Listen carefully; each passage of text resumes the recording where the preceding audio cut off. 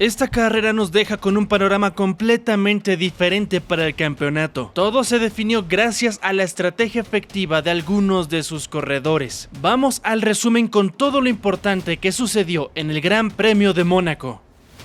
La salida iba a ser clave para el hombre que pretendía incomodar al poleman. Norris necesitaba una arrancada perfecta y Leclerc lo mismo si quería sorprender en esos primeros metros. Comenzó a apagarse el semáforo y nos daba el inicio del Gran Premio en Montecarlo. Todo inició con un ataque inmediato del monegasco contra el McLaren, y a pesar de que el piloto de casa arrancó mejor, Lando estiró la frenada bloqueando de manera importante, aunque al final pudo mantener su primera plaza. No vimos cambios en esa primera vuelta, aunque sí el primer accidente con Gabriel Bortoleto, que trató de atacar a Kimi Antonelli. En ese mismo duelo el brasileño se quedó sin pista y se estrelló en el muro en la curva número 8. Llegamos a tener un virtual safety car muy breve, esto para que los comisarios pudieran llegar a sacar los restos del monoplaza del brasileño, aunque no llegó a mayores con una pausa o un safety car. Para esta vuelta, la número 4, ya teníamos una vez más la bandera verde en el trazado y comenzaron los ataques, en este caso puro ritmo de carrera. Es muy complicado adelantar en Mónaco, por lo que la estrategia era mantenerse lo más cercano posible a tu rival. Esto para cubrirte y tratar de hacer un overcut o un undercut usando ese gap a tu favor. En ese pequeño intervalo del auto de seguridad virtual entraron algunos pilotos que habían montado neumáticos blandos para iniciar este gran premio. Un ejemplo claro fue Yuki Tsunoda. Por lo tanto, a estas alturas ya teníamos únicamente compuestos medios y duros. Dentro de zona de puntos, los únicos que tenían compuestos duros eran Verstappen, Alonso y Hamilton. Había mucha intensidad en el trazado y en esta vuelta, la número 9, Pierre Gasly fue responsable de otro accidente en el trazado. Esto pasó en un duelo con Tsunoda antes de la chicane, donde el francés prácticamente no frenó y tuvo contacto con el japonés. Se fue largo y estuvo a punto de provocar un accidente mayor con otros pilotos. Destrozó la suspensión delantera de su Alpine. Esto evidentemente provocó su abandono y banderas amarillas para tratar de despejar del trazado esos restos del auto. Había sido una maniobra demasiado arriesgada.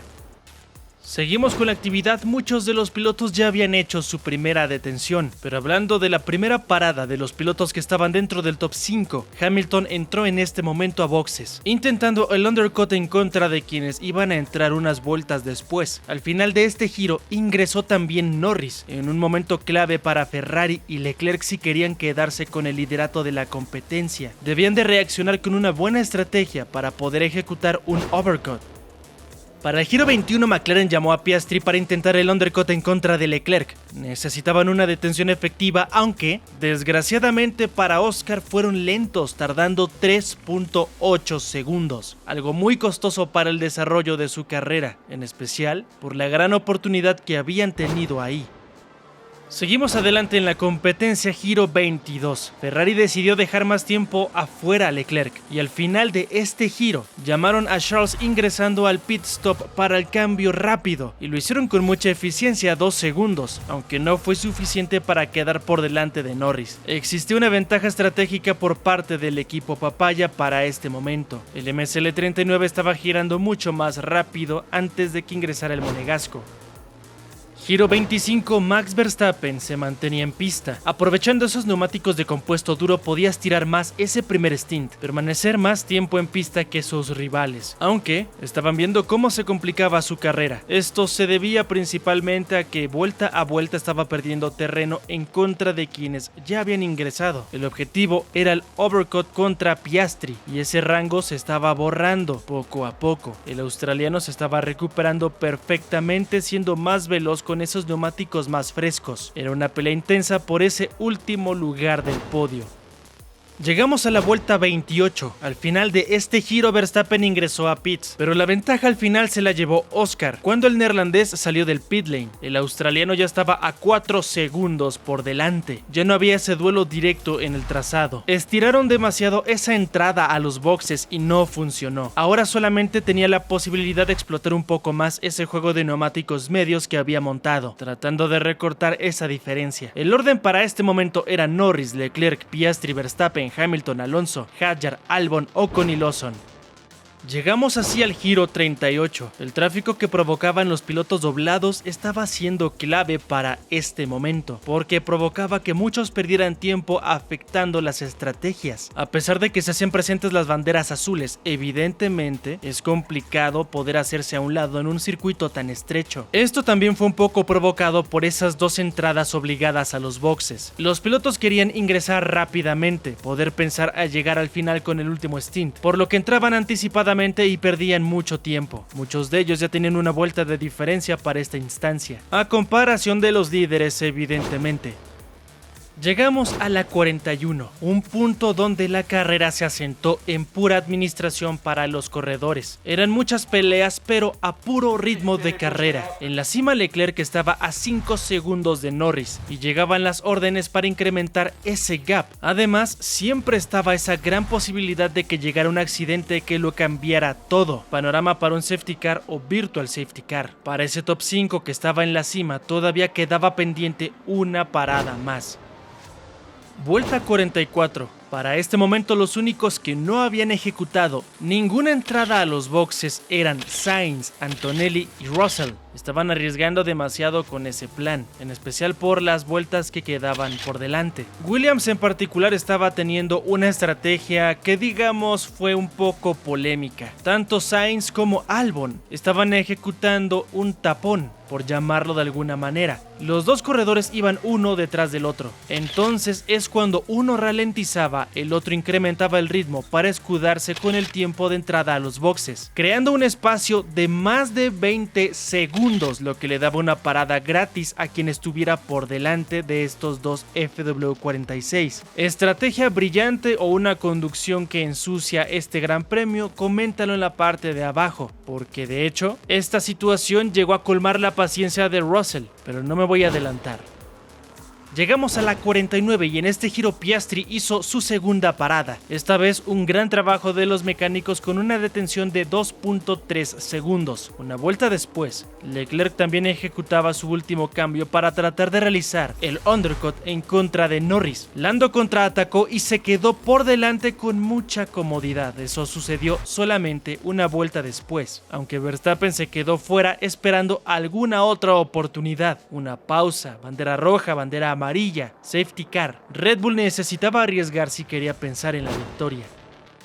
Vuelta 50 y es donde sucedió el momento que ya te había mencionado, la reacción a la desesperación de George Russell en contra de Alexander Albon. Después de la zona del túnel, el piloto de Mercedes trató de recortar la chicane y así ganar la posición en contra de Albon, evidentemente en un movimiento ilegal completamente. Cuando es involuntario, llegan a entregar otra vez la posición y no hay ningún tipo de problema. Cuando están en medio de una pelea de posición y sucede esto, comienza el debate en control de carrera, pero en esta ocasión lo hizo de forma deliberada. De hecho, comentó a su ingeniero que quería asumir la penalización, pensando en que solamente le iban a dar 5 segundos. Pero al ser una acción completamente antideportiva, Control de Carrera anunció que el piloto británico iba a tener un drive-thru. Esta sanción consiste en que el piloto debe de ingresar al pit lane y recorrerlo todo absolutamente, por supuesto con los límites de velocidad, lo que son más de 15 segundos perdidos. ¿Tú qué opinas al respecto? ¿Fue justo? ¿Tenía razón con esta situación de la estrategia de Williams en donde estaban ralentizándolo todo a propósito? Coméntame tu opinión.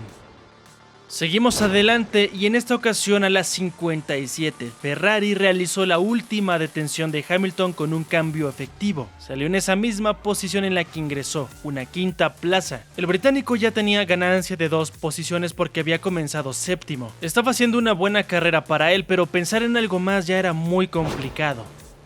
Para la vuelta 60 comenzó una lucha muy interesante. Como te había comentado, Max aún no se detenía para su segundo cambio de neumáticos, por lo que evidentemente iba más lento de quienes tenían neumáticos más nuevos, en este caso Leclerc y Norris, que estaban peleando por la primera posición. Por esta razón llegó el punto en el que el McLaren y la Ferrari llegaron atrás del Red Bull. La distancia se había anulado completamente y comenzó un ataque a puro ritmo. Es sumamente complicado adelantar en el Principado, solamente te queda tratar de presionar para provocar el error, y es lo que estaba tratando Charles Leclerc contra Lando, aunque el británico estaba haciendo una carrera perfecta hasta ese momento.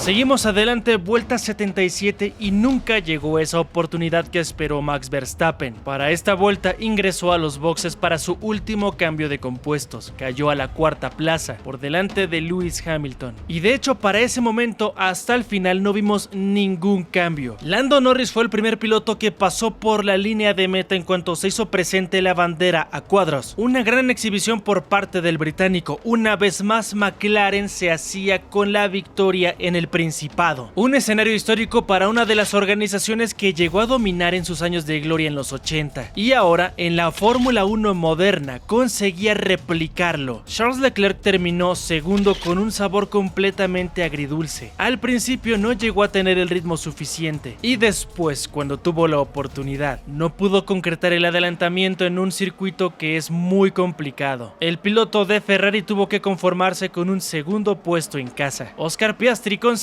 ese último lugar de premiación. El australiano tuvo otro fin de semana complicado. Con este resultado, su ventaja en el campeonato de pilotos se reduce al mínimo, lo que nos deja un panorama completamente nuevo para las siguientes carreras. Max Verstappen con esta cuarta plaza también llegó a perder bastante terreno en el campeonato, pero no me voy a adelantar, te voy a mostrar las tablas más adelante. Hamilton concretó una muy buena carrera, terminó top 5, un muy buen resultado para él. Esa penalización en la clasificación fue sumamente costosa para su fin de semana completo. Hay que darle también mucho crédito a Isaac Hadjar, que completó una gran competencia, sexto lugar. Su compañero de equipo Liam Lawson llegó a concretar también el mejor fin de semana del año para él, una octava posición, y entre ellos Esteban Ocon, que llevó a su Haas hasta la séptima plaza. En cuanto a los Williams, les sirvió perfectamente su estrategia. Los dos sumaron puntos importantes, Albon y Sainz, décimo y noveno. Fue un gran premio que llegó a estancarse en algunos momentos, pero el resultado final coloca en una situación muy prometedora el desarrollo de ambos campeonatos. Primero quiero mostrarte constructores. Acá McLaren es amo y señor sin ninguna duda, pero Ferrari con este resultado recortó sustancialmente con Red Bull. Y hay mucho peligro, porque Tsunoda no ha sido capaz de sumar consistentemente. Mercedes también llegó a perder cierto terreno, entonces todo se iguala en esa lucha por la segunda, tercera y cuarta posición. Pasamos al campeonato de pilotos, en donde la diferencia entre Piastri y Lando ya es de solamente 3 unidades. Una pelea completamente diferente a la que tendremos en el próximo evento. Quien se está quedando relegado es Max Verstappen, y esto es una preocupación gigantesca para Red Bull, porque si la advertencia es realidad, el neerlandés podría irse del equipo a mitad de temporada si no es segundo por lo menos en esa tabla. Vamos a ver cómo se va desarrollando todo, pero esta campaña promete y bastante. Yo te agradezco mucho por haber visto el video hasta el final. Suscríbete para que siempre estés bien informado y así también estarás al tanto cuando publicamos nuevo contenido en el canal. Me despido y nos vemos en el siguiente video.